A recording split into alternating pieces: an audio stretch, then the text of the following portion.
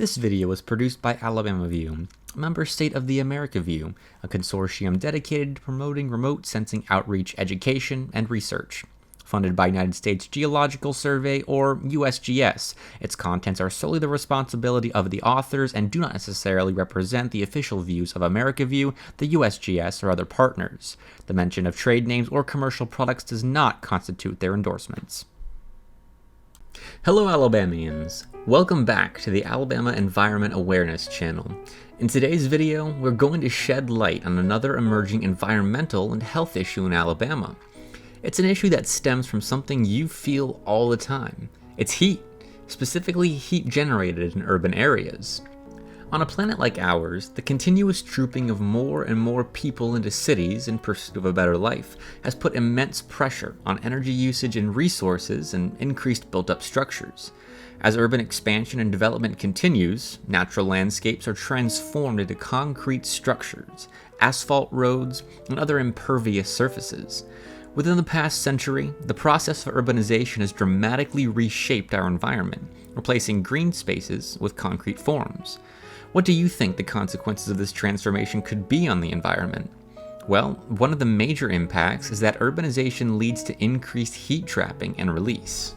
The presence of concrete and asphalt surfaces has direct impacts on urban environments in terms of land surface temperatures, atmospheric dynamics, hydrogeochemical cycles, and much more. The phenomenon, which involves temperature difference between urban and rural areas, is referred to as the urban heat island effect. So, what causes this temperature disparity? Well, it all comes down to how surfaces in urban areas interact with the sun's heat, how the structures store heat, and what happens when they release that heat. According to the United States Environmental Protection Agency, or the EPA, heat islands are urbanized areas that experience higher temperatures than their surrounding areas. Structures such as buildings, roads, and other infrastructure absorb and re-emit the sun's heat more than natural landscapes such as forests and water bodies. Urban areas, where these structures are highly concentrated and greenery is limited, become islands of higher temperatures relative to outlying areas. Measurements calculated from satellite images indicate that temperature differences for urban heat island intensity can reach as high as 22 degrees Fahrenheit, or 12 degrees Celsius, in cities located in drier regions. This is a substantial gap in temperature and can cause discomfort to people living in those urban areas. However, it is worth noting that every city has their own unique urban heat island. In a study conducted by Andrew Hugg, a master's student that graduated in 2014 from the Department of Geosciences at Auburn University, findings indicated that metro areas of all sizes in Alabama and beyond have their own urban heat islands, which are not just the product of the local heat absorption, but also regional droughts and atmospheric thermodynamic conditions. Andrew Hugg's study compared the urban heat islands, or UHIs, of Birmingham to the UHIs of the Auburn-Opelika area, and found that the Auburn-Opelika area has an average of 4.39 degrees Fahrenheit heat intensity difference between urban and rural areas during the day, while Birmingham had an average of 3.84 degrees Fahrenheit daytime heat intensity difference. He also found that the UHI intensity in the Auburn-Opelika area has average temperatures of 2.7 degrees Fahrenheit higher than Birmingham's by day, while Birmingham's UHIs exhibited average temperatures of 1.3 degrees Fahrenheit higher than Auburn and Opelika's by night. The probable reason why the Auburn-Opelika area, being a smaller locale, has higher UHI intensity is the building height-width ratio. Taller buildings in Birmingham's downtown cast taller shadows during the day, keeping temperatures lower there, whereas in Auburn-Opelika, with low-height buildings, they're exposed to more direct heat and lessened shadow areas, thus increasing that heat. The line graph on the slide shows the behavior of urban and rural diurnal temperatures for Birmingham during March to August 2014, which was the study period. While all temperatures showed similar warming trends over the first 3 months of the study before leveling off for the summer months, the average UHI intensity for Birmingham was consistently higher during those nighttime hours for all months of the study, exhibiting an overall average of 4.8 degrees Fahrenheit. And like temperatures in Birmingham, both daytime and nighttime temperatures for Auburn-Opelika exhibited a consistent warming trend from March through May and leveled off in June through August. However, the UHI intensity was stronger and consistently peaked throughout the day, averaging 6 degrees Fahrenheit over the entire study period as shown in the figure here. During a typical summer day, urban surfaces such as roofs can have temperature differences much higher than the surrounding air temperatures.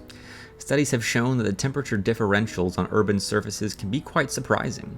In fact, research revealed that during the day, these surface temperatures varied by as much as 18 to 27 degrees Fahrenheit or 10 to 15 degrees Celsius, and nighttime surface temperatures varied between 9 to 18 degrees Fahrenheit or 5 to 10 degrees Celsius. Now, you might be wondering, why is it so important to talk about urban heat islands or energy trapped in the urban surface? Well, there are several compelling reasons.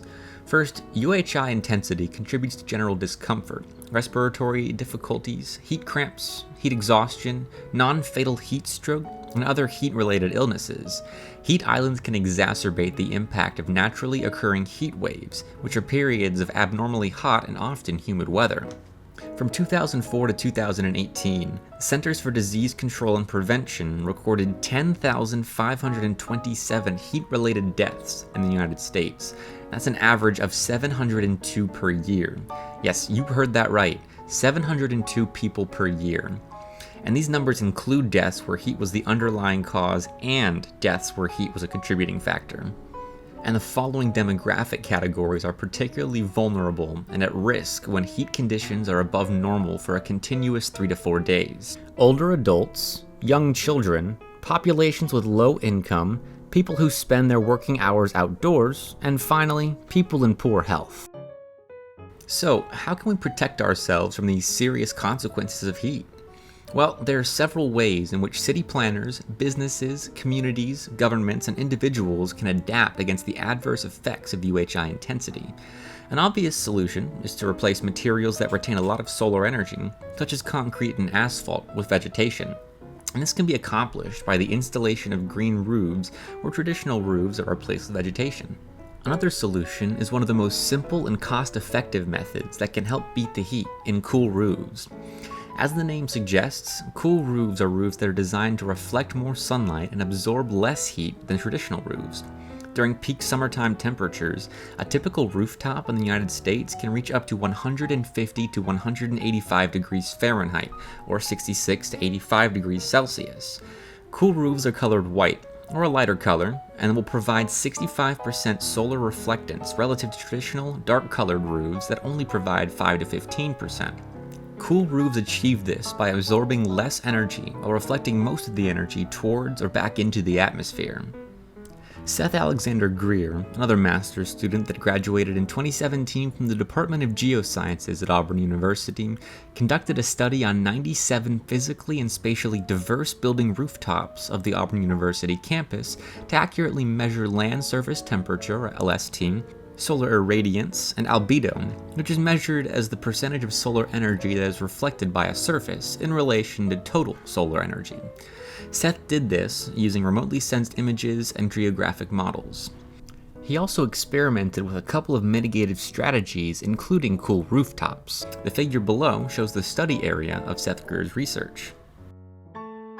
Cool roofs have of course gained attention as a potential mitigation strategy against urban heat island intensity, but is it a suitable solution for every location? While cool roofs have shown benefit in some parts of the US, like California and even Chicago, Seth's study showed that they are not being studied enough in the southeast to test their sustainability for the region. He found an insignificant relationship between the variables of albedo, LST, solar insolation, and energy use in the properly specified regression model. This signifies that a more reflective roof would contribute very little to lowering the energy use for the buildings on such locations, like Auburn University's campus, which would not disrupt the feedback effect of an urban heat island from occurring.